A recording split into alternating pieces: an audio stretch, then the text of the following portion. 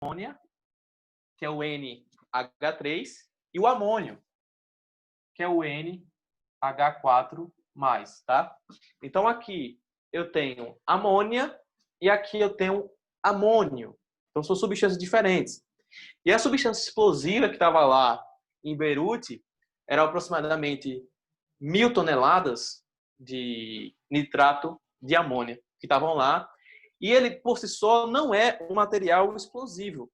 Porque o material explosivo, não sei se você sabe, mas ele é um material que é muito facilmente detonado. E até a gente diz que ele é autodetonável. O que é autodetonável? Qualquer faíscazinha, qualquer coisinha ali, ele consegue explodir. Só que esse materialzinho aqui, para ele explodir, ele precisa estar em grande quantidade. E precisa ter necessariamente um incêndio ocorrendo do lado. Tá? Ele fica na forma, basicamente, de... é parecido com sal grosso que a gente tem na cozinha. E, além disso, ele é muito utilizado na agricultura. Por que ele é utilizado na agricultura? Porque ele tem esse carinha aqui. Ele tem um nitrogênio. Sabe que o nitrogênio faz parte dos ácidos nucleicos dos seres vivos e nas plantas não seria diferente. Não seria diferente.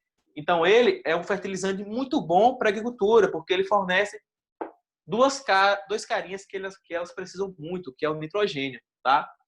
Então, esse nitrato de amônio, ele é muito utilizado na agricultura, é um fertilizante. Além dele, toda aula eu comento, tem aquela amônia, a própria amônia, que é sintetizada pela síntese de Haber-Bosch, tá ok?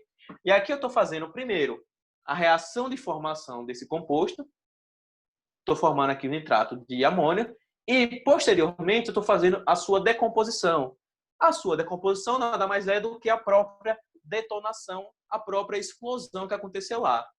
Então, o nitrato de amônio ele é formado, primeiro, por uma reação entre a amônia, normal, e o ácido nítrico, tá?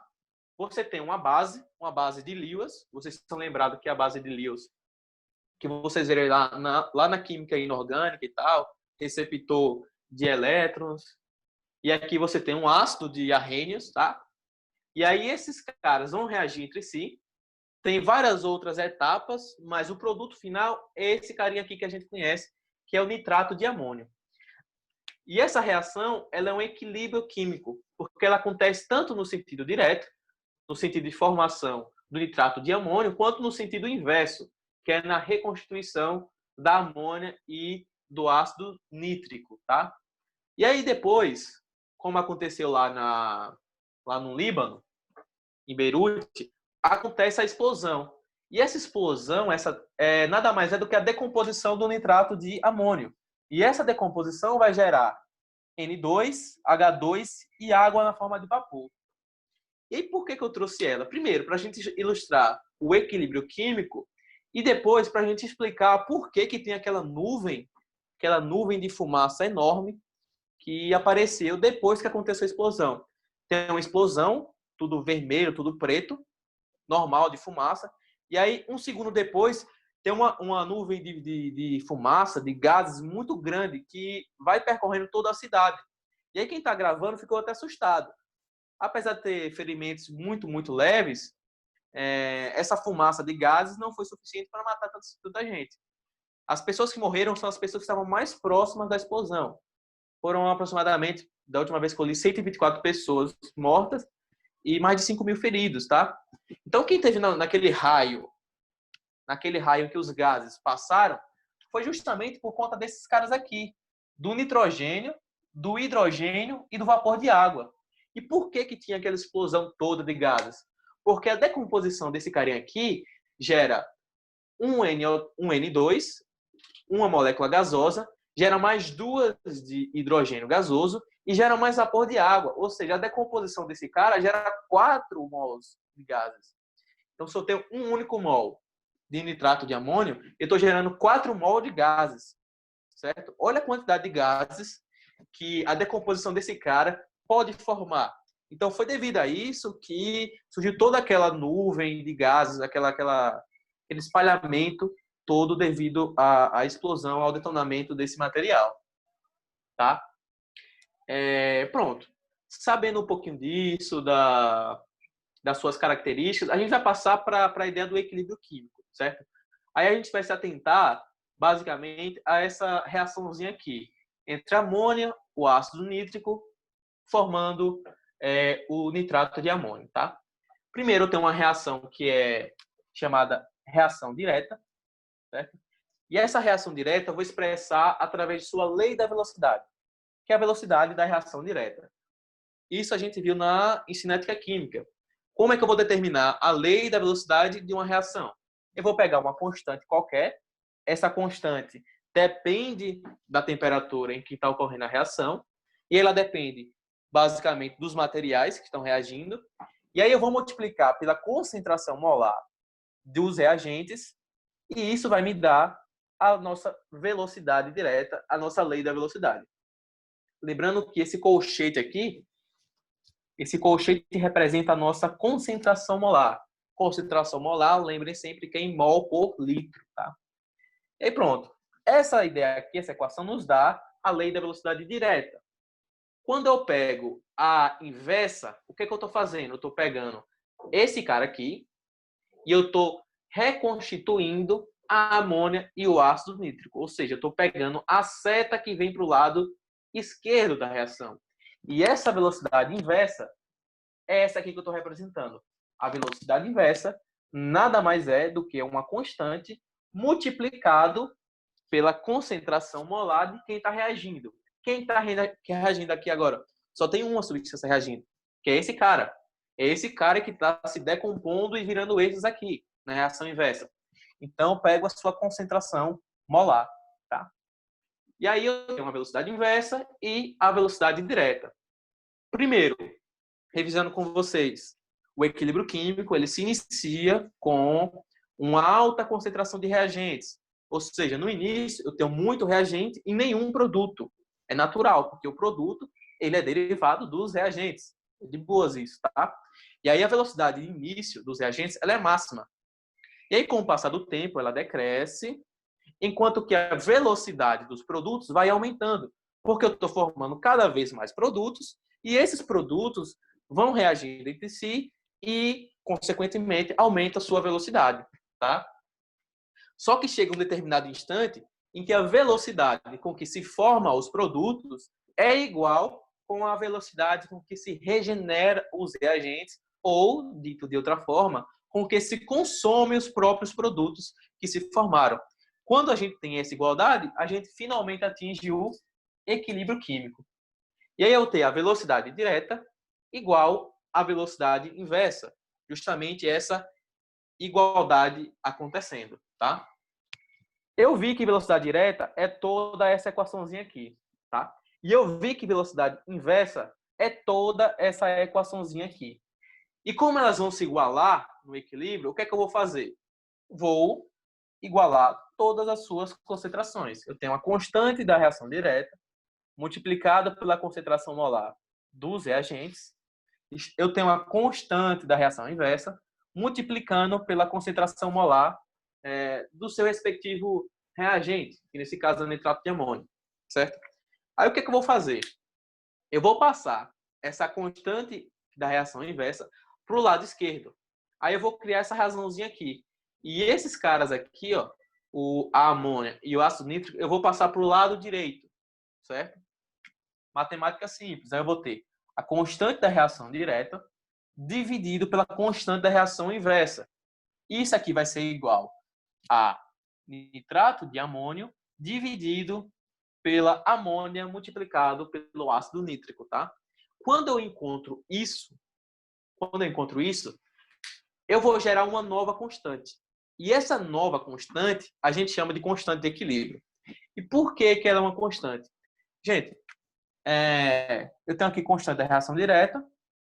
Toda constante, ela nunca muda. O nome, ela é autoexplicativa, é constante. Tipo, o número 6. O número 6 é uma constante, ele nunca muda. O número 2, por exemplo. O número 2 é outra constante, ele nunca muda, ele vai ser sempre 2, tá? A não ser que as pessoas mudem, mas ele vai ser sempre 2 e vai ser sempre 6.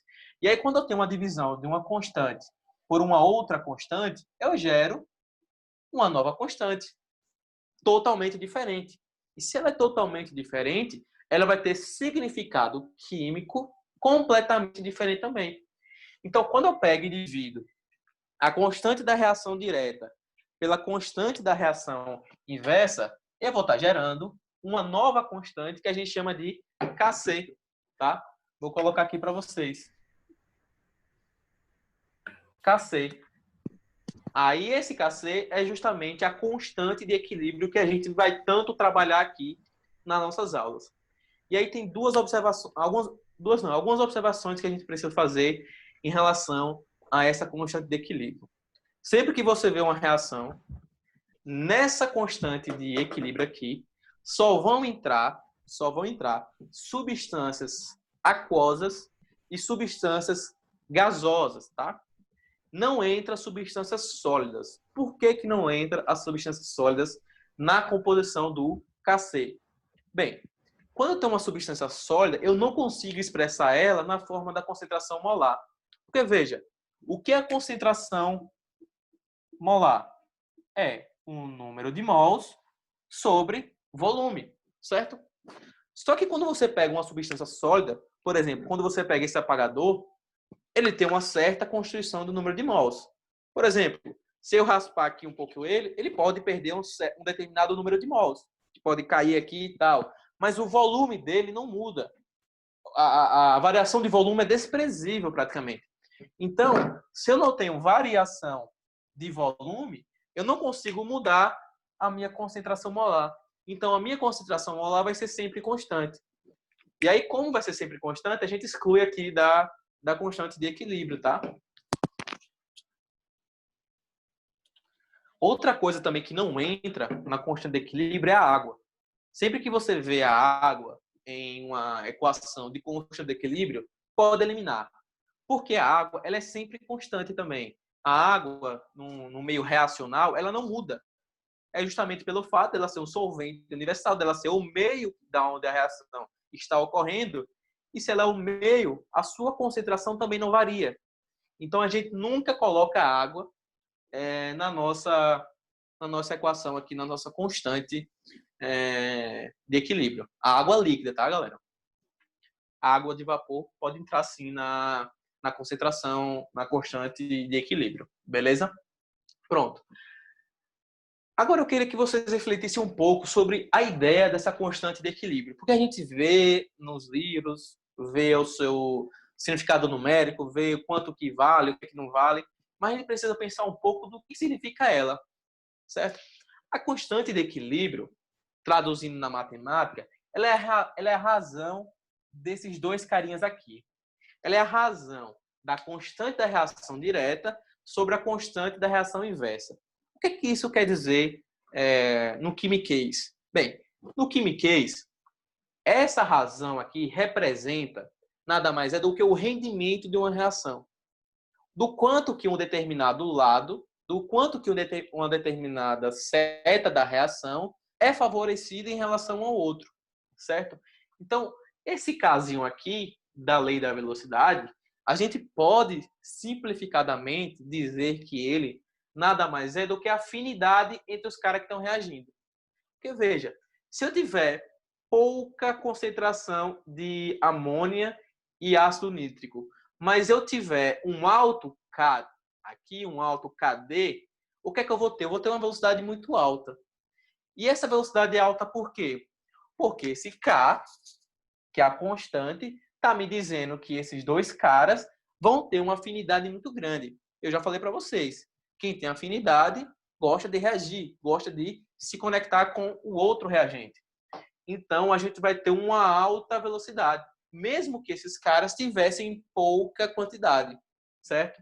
A mesma coisa se dá com a outra constante, a constante da reação inversa, certo? Essa constante da reação inversa, ela nos diz a afinidade que esses caras aqui têm para reagir entre eles, entre os próprios nitratos de amônio. Se esse K for muito alto, eles têm alta afinidade. Se esses K tiver uma baixa velocidade, se eles não gostarem um do outro, eles vão ter um baixo KI, tá? Então, o Kc nada mais é do que a razão entre afinidades. Se eu tenho uma afinidade maior para a reação que forma os produtos, eu vou ter vou ter um baixo Kc. Se eu tiver uma alta reação inversa, se eu tiver uma alta afinidade entre os produtos, eu vou ter um alto Kc. Beleza, galera? Eu vou explicar essa ideia de alto, de baixo, Kc, aqui em reagente e aqui em grau de equilíbrio. Mas o que eu queria trazer para vocês aqui é que no quimiquês, esse Kc nada mais é do que uma razão de afinidades. Uma razão do quanto que um determinado lado da reação gosta de reagir em relação ao outro lado da reação, certo? Então, a gente está fazendo aqui nada mais é do que uma razão, uma divisão entre gostos. Entre o lado que mais gosta e o lado que menos gosta de reagir. Tá suave, galera? Tá belezinha? Tranquilo. Pronto. Graças a Deus, meu 4G tá segurando aí, né? Não travou ainda. E já tá Pronto. gravando há um tempão. Perfeito. Agora a gente vai passar para o segundo tópico, que vai também ao encontro do que eu estou falando, que é a ideia do Kc. O Kc, ele também pode representar a ideia de rendimento. O que é o rendimento da reação? Eu acho que vocês já viram também na física e aqui na química que nem toda reação ela é consumida completamente. Tem reações que têm um alto grau de formação de produtos, enquanto que outras formam pouquíssimos produtos. Por exemplo, se você tem um carro na sua casa, aí você coloca a gasolina e começa a andar com ele. Você percebe que uma parte vai lá para o escapamento e é liberada na forma de gases. Uma outra parte aquece o motor. O que é que eu estou querendo trazer com isso? Que o objetivo do carro é fazer ele andar, é gerar energia para que ele ande. Só que uma parte dessa energia é destinada ao aquecimento do motor, uma parte é destinada à liberação desses gases. Então, nem toda a energia que deveria ser utilizada para fazer o carro andar é realmente utilizada para isso. Ou seja, existe uma energia que é dissipada. Ou seja, eu tenho um baixo rendimento ali. Eu não tenho um rendimento completo. Na química também acontece a mesma coisa. Às vezes eu tenho reagentes e eles estão reagindo entre si, só que a quantidade de produtos que é formado é baixa. Se a quantidade de produtos formados é baixa, eu tenho um baixo rendimento. Por curiosidade, a melhor máquina conhecida no universo que existe, no nosso planeta, no nosso universo, enfim, de forma geral, chama-se mitocôndria. Se alguém conhecer outra, pode me falar depois no bate-papo, mas o rendimento de uma mitocôndria, podem achar que é baixo, mas ela é de 33%. Toda a energia que uma mitocôndria recebe para ela mesma, ela consegue converter na forma de ATP. ATP nada mais é do que a molécula de energia que consegue fazer você andar, consegue fazer você pensar. Então, toda a energia que a mitocôndria recebe, ela consegue converter em ATP, em energia útil para o seu organismo, 33%. E isso é muito bom, galera. Um carro que você vai andar aí, com gasolina e tudo, ele tem um rendimento aí por cima de 15%, 17%, tá? Então, o rendimento da mitocôndria é mais ou menos esse, e é um rendimento muito bom para os propósitos da vida, né? Então, a mitocôndria é a melhor máquina térmica, a melhor máquina que tem o melhor rendimento possível no universo, tá? Pronto. E aí eu tenho esses reagentes, vão formar os produtos e tal. O que é que tem a ver com o Kc? O que é que tem a ver com a constante de equilíbrio? Bem, como vocês viram, a constante de equilíbrio nada mais é do que uma razão entre gostos. E essa razão pode ser expressa pela quantidade de produtos em mol por litro sobre os reagentes também em mol por litro. Só acrescentando, galera, que sempre que você for fazer o Kc, você tem que acrescentar, elevado às suas concentrações, o coeficiente estequiométrico, tá? Isso também é importante. Aqui eu não coloquei, porque todos os coeficientes eram 1, tá? Aqui é tudo 1, aqui é 1 e aqui é 1. Então ficou de boas, o expoente 1. Mas sempre que você for fazer a fórmula do Kc, tem que colocar o expoente aquizinho, tá? O expoente de todos os produtos e o expoente de todos os reagentes. Belezinha? Então, o que é que tem a ver o Kc com rendimento? O que é que acontece? Bom, existem 3 possíveis valores de Kc.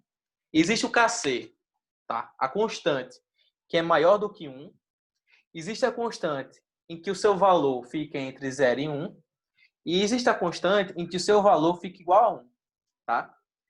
Esse valor aqui, galera, nada mais é do que quando eu pegar o número da concentração molar dos produtos e dividir pelo o número da concentração molar dos reagentes. Aí eu vou achar um valor lá e esse valor pode ter esse tipo e esse tipo, certo?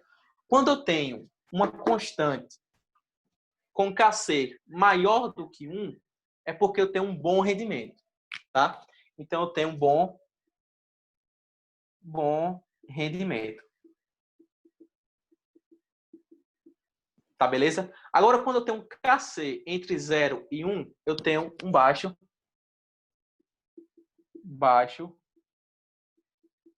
rendimento. Agora, quando eu tenho um Kc igual a 1, é porque o rendimento é igual. O rendimento não faz diferença aqui na nossa reação. A quantidade de produtos que é formado é igual à quantidade de reagentes. Beleza?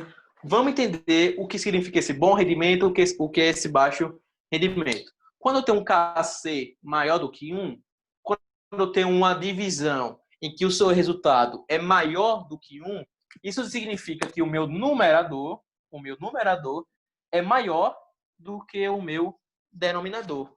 Então, quando eu tenho um Kc maior do que 1, eu tenho uma quantidade de produtos que é maior do que a quantidade de reagentes.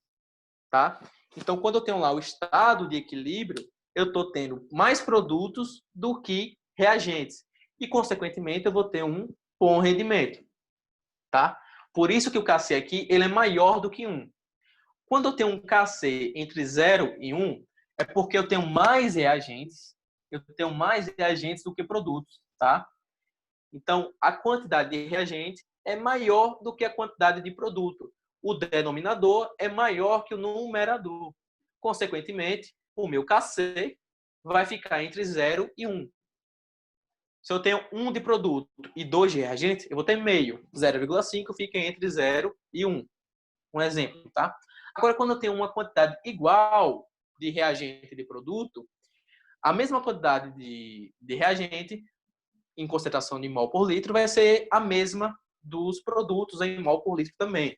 Então, quando eu tenho um Kc igual a 1, é porque o P de produtos é igual ao R de reagentes. Tá? O que é que a gente pode tirar de lição em relação a isso? Eu posso ter em uma equação química um Kc, por exemplo, de 5 vezes 10 a 11, 5 vezes 10 a 12. Isso representa um bom rendimento. Isso nos diz que eu estou formando muitos produtos. Além disso, uma questão pode trazer somente essas ideias aqui e representar elas em um gráfico. E eu comentei com vocês na última aula. Por exemplo, quando eu tenho um Kc maior do que 1, como é que vai ficar meu gráfico aqui? No primeiro exemplo, tá? Eu tenho aqui um gráfico na ordenada concentração molar, beleza? E aqui o tempo de reação. Quando eu tenho um Kc maior do que 1, como é que vai ser o meu gráfico? Bem, no início, toda reação tem muito reagente, então a concentração dos reagentes ela vai ficar maior do que a do produto. Aí eu vou ter um gráfico mais ou menos assim, ó.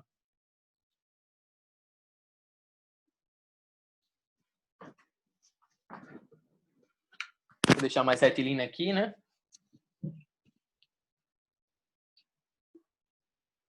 Aqui eu vou ter os reagentes e aqui eu vou ter os produtos. Quando eu tenho um gráfico com Kc do tipo maior do que 1, eu tenho esse gráficozinho aqui. O que ele nos diz? Que a reação se processa. Quando ela acontece, eu tenho o momento em que as concentrações ficam constantes. Quando elas ficam constantes, isso indica que houve o equilíbrio. Então, o equilíbrio acontece mais ou menos nesse tempozinho aqui, tá? Quando ocorre o equilíbrio, a concentração molar dos produtos ela é maior do que a dos reagentes, apesar de elas continuarem constantes. Mas essa daqui, essa reta, é maior do que essa. Tem uma concentração maior do que aquela. Então, por isso que eu vou ter um Kc maior do que 1. Agora, João Vitor, como é que eu vou ter um gráfico do tipo desse daqui? Simples, galera. É só inverter. Como eu vou ter ali entre 0 e 1, o que é que vai acontecer? Eu vou ter a concentração dos reagentes sempre maior no início, toda a reação. Aí ele vem diminuindo sua velocidade e fica constante aqui na formação dos reagentes, na sua concentração. Aí vem os produtos, sempre menor no início, não tem nada, tá? Sempre começa por aqui. Aí ele vai aumentando, chega um momento que estabiliza a concentração, certo? Sempre diminui no início a quantidade de reagente e sempre no início se aumenta a quantidade de produto. Aí chegou no equilíbrio, que é esse momentozinho aqui, em que as concentrações ficaram constantes, tá? Quando as concentrações ficaram constantes, eu percebi que a quantidade de reagente é maior do que a quantidade de produto. Se no equilíbrio a quantidade de reagente é maior do que a quantidade de produto, eu vou ter um KC entre 0 e 1. Beleza, galera? Então, esse é o tipo de gráfico que eu vou ter quando o KC estiver entre 0 e 1. Beleza? Aí, eu vou ter também um gráfico que um KC, que é a constante de equilíbrio, vai ser igual. Então, eu vou ter um gráfico do tipo concentração molar por tempo, e a concentração dos reagentes vem, decresce, os produtos vêm, sobe, mas elas se igualam. Então, aqui eu tenho um momento em que o reagente é igual ao produto.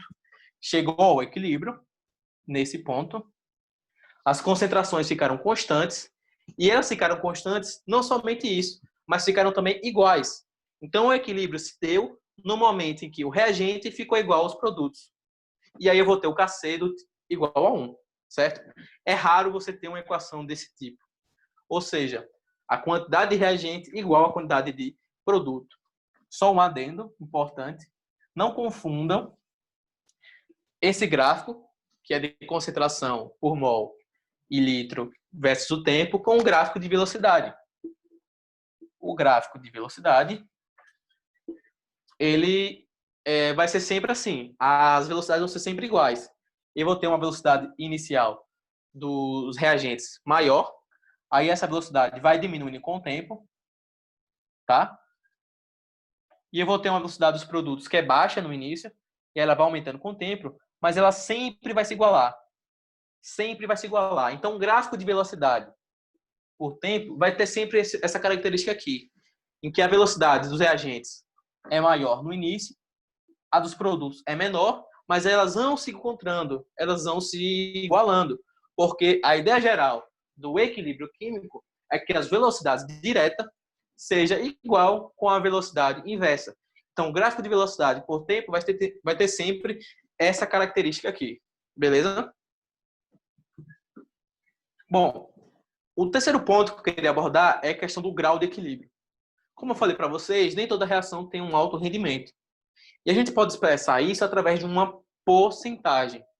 Se eu tenho 10 moléculas de reagente e somente 2 reagem, eu vou ter uma determinada porcentagem das substâncias que de fato vão reagir.